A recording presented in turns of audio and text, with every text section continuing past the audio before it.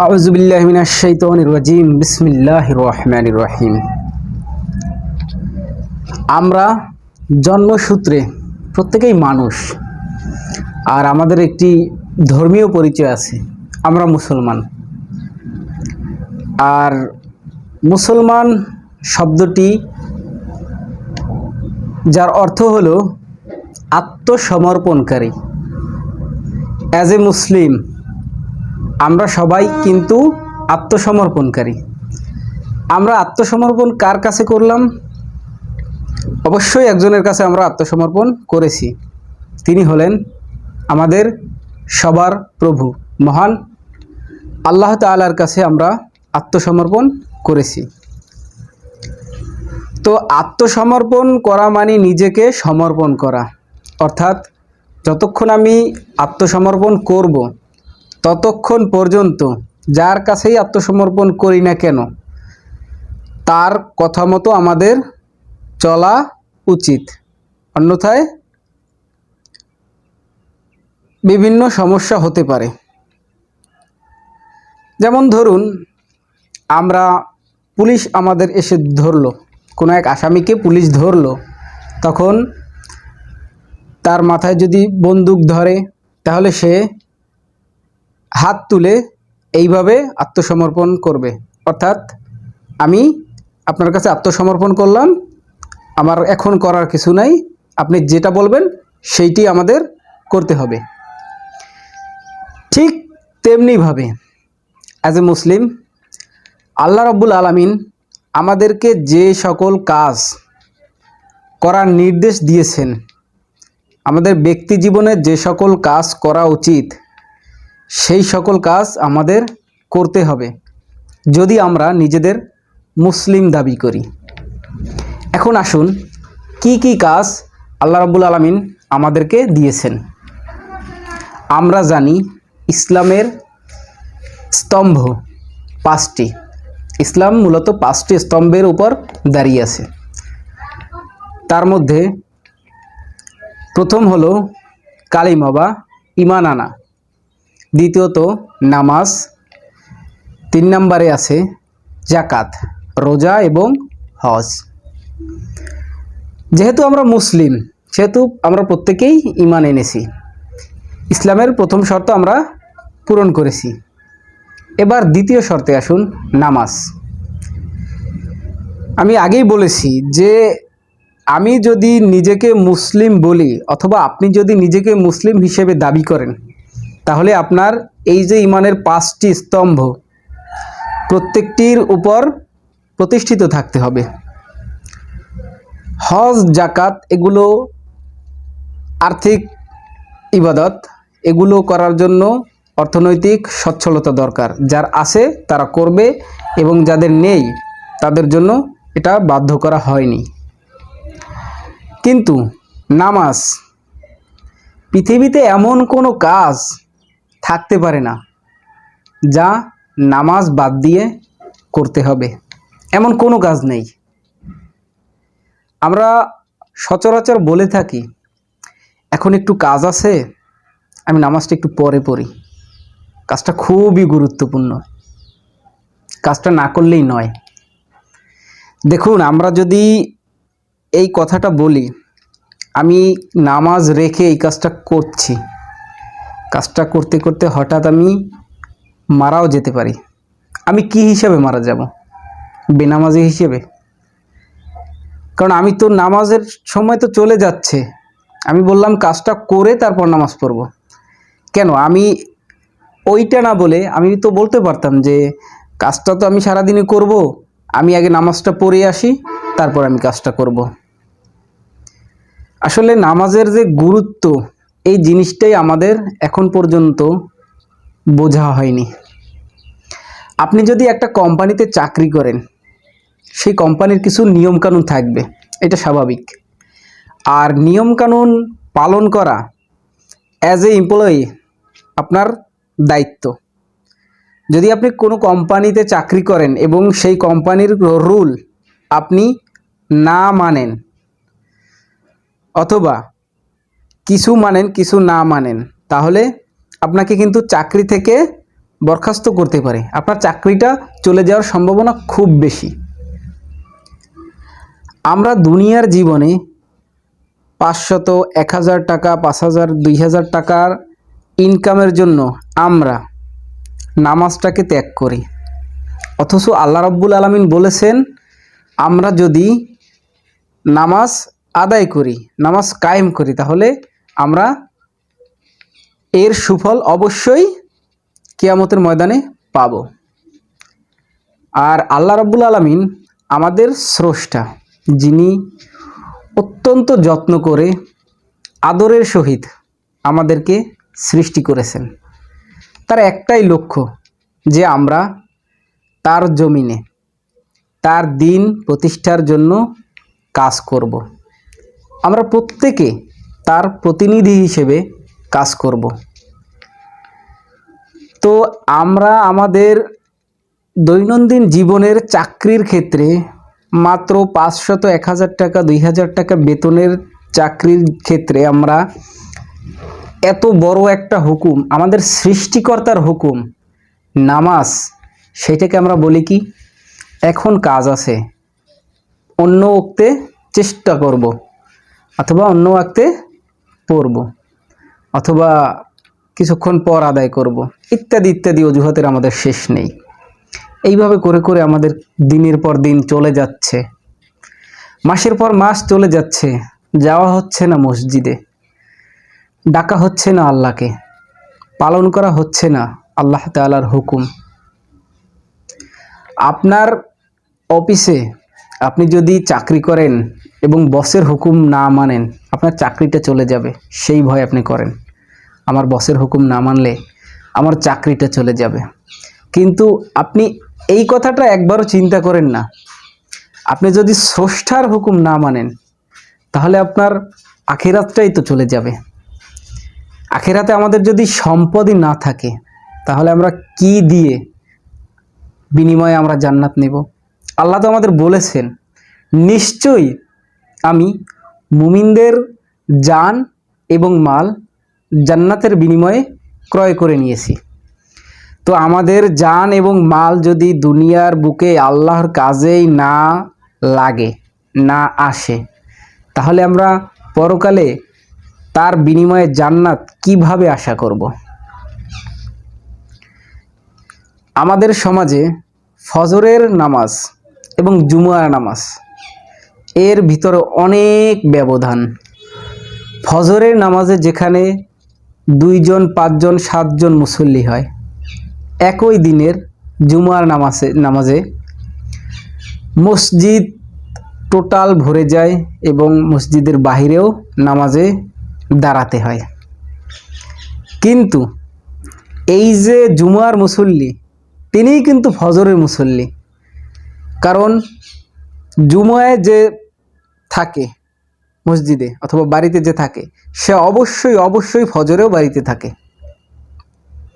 শতকরা 95% মানুষ বাসায় থাকে ফজরের সময়, যারা জুমার নামাজে যায়। কিন্তু দেখুন আমাদের ফজরের নামাজের যে গুরুত্ব আর জুমার নামাজের গুরুত্ব, আমাদের মনে হয় কিছু কিছু ক্ষেত্রে আমরা বুঝেই না যে ফজরের নামাজ বলতে কোনো নামাজ আছে, কিন্তু জুমার নামাজের জন্য আমরা হুমড়ি খেয়ে আসি। আমরা নামাজের জন্য একজন কি বলবে যদি আমি নামাজে না যাই, সামাজিকভাবে দেখতে খারাপ দেখায়, শুক্রবারের নামাজটা না পড়লেই নয়, ইত্যাদি ইত্যাদি চিন্তাধারা থেকে শুক্রবারের নামাজ পড়তে আসে। কিন্তু ভাই, যেই আপনাকে আল্লাহ রাব্বুল আলামিন জুমার নামাজে আসতে বলছে, সেই আপনাকেই কিন্তু ফজরের নামাজেও আসতে বলছে। এখন এই যে ফজরের নামাজ, এটা পড়তে আমাদের খুব কষ্ট। তখন ঘুমটা এমন আসে, মনে হয় যেন আর উঠতে ইচ্ছে করছে না, আরেকটু ঘুমাই, আরেকটু ঘুমাই, এই তো একটু পরেই যাব। এইভাবে করতে করতে অনেক লোকের নামাজ চলে যায়। আপনাকে আল্লাহ রাব্বুল আলামিন ডাকছে, মুয়াজ্জিন ডাকছে আল্লাহর পথে যে নামাজের জন্য আসো। নামাজ পড়লে কি হবে? কল্যাণ হবে। নামাজের জন্য আসো, নিজের কল্যাণের জন্য আসো। আসসালাতু খায়রুম মিনান নাওম মানে হলো ঘুমের থেকে নামাজ উত্তম। আপনাকে বলা হচ্ছে যে ঘুমের থেকে কিন্তু নামাজ উত্তম, আপনি ঘুম বাদ দিয়ে নামাজ পড়তে আসুন। কিন্তু না, আপনি সেটা শুনতেই প্রস্তুত না। আপনার তো ঘুম প্রিয় হয়ে গেছে, আপনার তো নামাজের প্রয়োজন নেই। কিন্তু আমরা যদি সম্পদ সঞ্চয় না করি, তাহলে পরকালে আমরা স্রষ্টার কাছে কি দেখাবো? কি এমন আমল আমাদের আছে যেটা আমরা দেখাবো? নামাজের ক্ষেত্রে এত গাফেল কেন আমরা? আমাদের কি মরার ভয় আসে না? আমরা দৈনন্দিন চলাফেরার ক্ষেত্রে বিভিন্ন জায়গায় বিভিন্ন কবরের পাশ দিয়ে চলাফেরা করি। এইখান থেকে আমাদের শিক্ষা নেওয়া দরকার। কিছুদিন আগে যে অনেক ক্ষমতার অধিকারী ছিল, আজ সে কবরে শুয়ে আছে। এরকম লোকের অভাব নেই। এরকম লোকের কবরের কাছ থেকেও আমরা কিন্তু চলাফেরা করি। তখন কিন্তু আমাদের ভাবা উচিত যে এই লোকটা অনেক পয়সাওয়ালা ছিল, এই লোকটা অনেক প্রভাবশালী ছিল, এই লোকটাকে অনেক মানুষ ভালোবাসতো। আজ এই লোকটা শুয়ে আছে মাটির একটি ঘরে, যেখানে তার খোঁজ খবর নেয়ার কেউ নেই। তিনি আল্লাহর জিম্মায় চলে গেছেন। এখন সেই ব্যক্তি যে চলে গেছেন, সে কি আদৌ আল্লাহর জন্য নিজের জান্নাত লাভের জন্য প্রয়োজনীয় আমল নিয়ে যেতে পেরেছে? এটা আপনিও হয়তোবা কম বেশি বুঝবেন, কারণ আমরা আমাদের সমাজে যেসব লোক চলাফেরা করে তাদের আমল সম্পর্কে সম্পূর্ণ না হোক কম বেশি ধারণা আমাদের তো থাকে, স্বাভাবিক। কারণ একজন লোক যদি 5 ওয়াক্ত রোজা নামাজ করে, তাহলে আমরা তাকে চিনি, জানি যে ওই ব্যক্তি নামাজি, ওই ব্যক্তি রোজাদার। এইভাবে আপনিও কিন্তু ওই কবরবাসী সম্পর্কে কম বেশি ধারণা রাখেন। তো আপনি যদি নিজে জাস্টিস করেন, তো আপনি হয়তোবা কিছু অনুমান করতে পারবেন যে এই লোকটা কতটা জান্নাতের পথে অগ্রগামী ছিল। এরপর সাথে সাথে আপনি নিজেকেও তুলনা করবেন যে আমি কি এই কবরে যাওয়ার যে সম্পদ, কবরে যাওয়ার জন্য যে আমল আমার প্রয়োজন, সেই আমল কি আদৌ জোগাড় করতে পেরেছি, নাকি হেলায় খেলায় আমার সময়টা চলে গেল? দুনিয়াটা রং তামাশার খেলা ভাই। দুনিয়ায় সব কিছু আসবে যাবে, কিন্তু আপনি একবার চিন্তা করেন, আপনি যে আজ ফজরের নামাজ পড়েননি, সেই ফজরের নামাজ আপনি কি সারা জীবন চেষ্টা করলেও আর পড়তে পারবেন? কখনোই নয়। আপনি পড়তে পারবেন ঠিকই কাজা, কিন্তু কাজা নামাজ আদায় করা আর ফরজ নামাজ জামাতে আদায় করা আকাশ এবং জমিনের থেকেও বেশি ব্যবধান। আল্লাহ রাব্বুল আলামিন আমাদের সৃষ্টি করেছেন যেখানে তার ইবাদতের জন্য, আমরা তো সময়ই পাই না, আমাদের সময় হয়ে ওঠে না। আমরা তো বিভিন্ন কাজে ব্যস্ত। আমাদের এই কাজটা না করলেই নয়, আমাদের আজকে একটা অফিসে যেতেই হবে, সেখানে না গেলে আমাদের 50,000 টাকার ক্ষতি হয়ে যাবে, আমাদের 20,000 টাকার ক্ষতি হয়ে যাবে। আরে আমাদের নেতা আসবে প্রোগ্রামে, সেখানে তো আমার উপস্থিত থাকতেই হবে, নাহলে তো নেতা আমাকে চিনবে না। কিন্তু আমাদের যে নেতা আল্লাহ রাব্বুল আলামিনের দিন নিয়ে আমাদের জন্য এসেছেন, যিনি সারাটা জীবন ইয়া উম্মতি বলে কাটিয়েছেন, সেই নেতার আদর্শ কি? নামাজ, আকিমুস সালাত, নামাজ প্রতিষ্ঠা করা। সেই নেতাই তো আজীবন চেষ্টা করেছেন নামাজ প্রতিষ্ঠা করার জন্য। আপনি তাহলে কোন নেতার পিছনে ছোটেন, যার কাছে যাওয়ার জন্য আপনার নামাজ ত্যাগ করতে হবে? দরকার নেই এই সব নেতার। আপনি এমন নেতার পিছনে ছুটেন যেই নেতা আপনাকে দুনিয়ার সাফল্যের সাথে সাথে পরকালীন সাফল্য জোগাড়ে সাহায্য করবে, সেই নেতার পিছনে ছোটা উচিত। আপনি সৃষ্টি হয়ে স্রষ্টার হুকুম পালন করতে চাচ্ছেন না। রজনীকান্তের রোবট ছবিটি হয়তো অনেকেই দেখেছেন। সেই ছবিতে যখন এক পর্যায়ে রোবট রজনীকান্তের কথা শোনে না, তার থেকে বেশি বুঝতে শুরু করেছে, ঠিক সেই সময় কিন্তু সে কী করেছে, সেই রোবটটাকে ডিস্ট্রয় করেছে, মানে ধ্বংস করে ফেলেছে। একটাই কারণ ছিল যে সে তার মনিবের জায়গা দখল করতে চেয়েছিল। মনিবের জায়গা দখল করতে চেয়েছিল, এই অপরাধেই সে তার সৃষ্টিকে, রোবটটিকে ধ্বংস করে ফেলেছিল। আমাদের সমাজে এই ধরনের কাজ অনেকেই করে। ব্যবহারিক দিক থেকে করে, আবার অনেকে করে আধ্যাত্মিকভাবে, বিভিন্নভাবে এই ধরনের কাজ করে থাকে।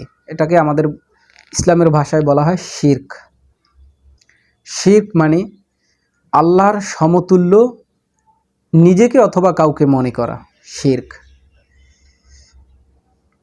আপনি যদি আল্লাহর হুকুম পালন না করেন, তাহলে আপনাকে আমাকে কি জন্য তিনি সৃষ্টি করেছেন? প্রয়োজন কি আছে আমাদের? কোনো প্রয়োজন নেই। আমরা হযরত নূহ আলাইহিস সালামের কাহিনী সবাই জানি। তিনি কি করেছিলেন? তিনি ৯৫০ বছর তার কওমের মাঝে দাওয়াত দিয়েছিলেন, ইসলামের দাওয়াত। সেখান থেকে মাত্র মুষ্টিমেয় কিছু লোক আল্লাহর পথে এসেছিল, বাকি বেশিরভাগ লোক তাকে অবহেলা করেছিল। অবশেষে কি হলো? অবশেষে আল্লাহ রাব্বুল আলামিন সেই জাতিকে, গোটা জাতিকে ধ্বংস করে দিয়েছিল। কারণ যেই জাতির দ্বারা আল্লাহর কোনো কাজ হবে না, সেই জাতির তো প্রয়োজন নেই। আল্লাহ রাব্বুল আলামিন আপনাকে আমাকে ইচ্ছে করলে ধ্বংস করে দিতে পারেন। তাহলে আমরা কি করব? আজ আপনি সুস্থ শরীরে একজন মানুষ, আপনাকে যখন নামাজের জন্য ডাকা হয়, আপনি বিভিন্ন কাজের অজুহাত দেন। আবার অনেক সময় বলেন আমার কাপড়টা নাপাক। নানান ধরনের এক্সকিউজ আছে। এই এক্সকিউজ তো গ্রহণযোগ্যতা পাবে না আপনি মরার পর। তাহলে কোথায় কোথায় জীবনের মূল্য? আপনার জীবনের মূল্যটা কি? আপনি দুনিয়ায় আসলেন, ঘুরলেন ফিরলেন, খাবার খেলেন, কাজ করলেন, খেলেন, ঘুমালেন, একসময় মৃত্যুবরণ করলেন। এই জীবন? এটা জীবন নয় ভাই। প্রত্যেকটা মানুষের জীবনের একটা লক্ষ্য থাকা দরকার। আর সেই অ্যাজ এ মুসলিম, একজন মুসলিম হিসেবে আমাদের জীবনের লক্ষ্য হলো আল্লাহর এই জমিনে, আল্লাহর দেখানো পথে আমাদের চলা এবং রাসূলুল্লাহ সাল্লাল্লাহু আলাইহি সাল্লামকে জীবনের প্রত্যেকটি ক্ষেত্রে অনুসরণ করা। তাহলেই কেবল জীবনে সফলতা আসবে। আরেকটা প্রথা আমাদের ভিতরে প্রচলিত আছে, মানুষের ভুল ধরা। এইটা সবথেকে বেশি আমাদের সমাজে দেখা যায়, যে একজন মানুষ অন্য একজনের ভুল ধরার জন্য লেগে থাকে। কিন্তু ভাই, আপনাকে একটি কথা অবশ্যই মনে রাখতে হবে, ভুলের ঊর্ধ্বে মানুষ নয়। তার ভুল যেভাবে আপনি খুঁজছেন, ঠিক তেমনিভাবে আপনার ভিতরেও ভুল থাকতে পারে। এই কথাটা আমাদের মনে হবে। আপনি অন্যের ভুল ধরুন, সমস্যা নেই, কিন্তু ভুল ধরতে হবে